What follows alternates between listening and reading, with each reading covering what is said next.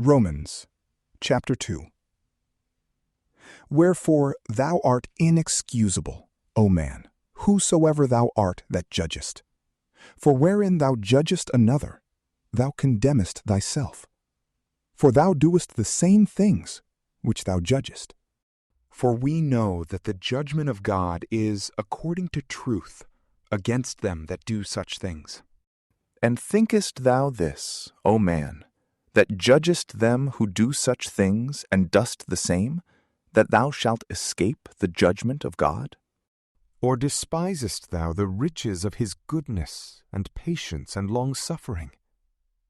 Knowest thou not that the benignity of God leadeth thee to penance? But according to thy hardness and impenitent heart, thou treasurest up to thyself wrath against the day of wrath and revelation of the just judgment of God, who will render to every man according to his works. To them indeed, who according to patience in good work seek glory and honor and incorruption, eternal life.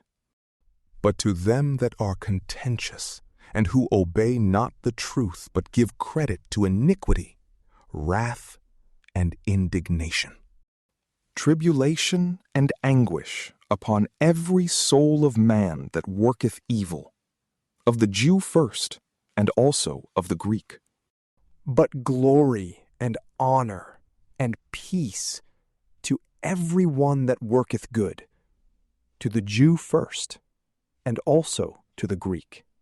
For there is no respect of persons with God.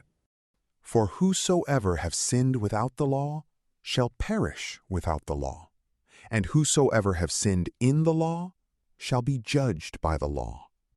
For not the hearers of the law are just before God, but the doers of the law shall be justified.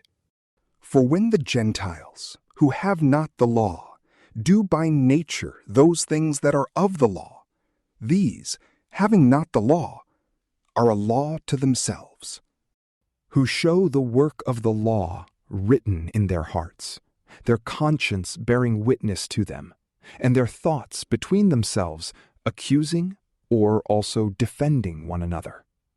In the day when God shall judge the secrets of men by Jesus Christ, according to my gospel. But if thou art called a Jew, and restest in the law, and makest thy boast of God, and knowest his will, and approvest the more profitable things, being instructed by the law, art confident that thou thyself art a guide of the blind, a light of them that are in darkness, an instructor of the foolish, a teacher of infants, having the form of knowledge and of truth in the law. Thou therefore that teachest another, teachest not thyself? Thou that preachest that men should not steal, stealest?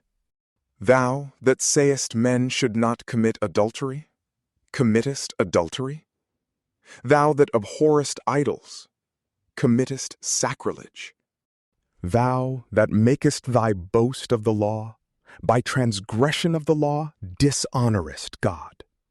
For the name of God through you is blasphemed among the Gentiles, as it is written, Circumcision profiteth indeed, if thou keep the law. But if thou be a transgressor of the law, thy circumcision is made uncircumcision. If then the uncircumcised keep the justices of the law, shall not this uncircumcision be counted for circumcision? And shall not that which by nature is uncircumcision, if it fulfill the law, judge thee, who by the letter and circumcision art a transgressor of the law? For it is not he is a Jew, who is so outwardly, nor is that circumcision which is outwardly in the flesh. But he is a Jew that is one inwardly, and the circumcision is that of the heart, in the spirit, not in the letter, whose praise is not of men, but of God. From PrayLamp, peace be with you.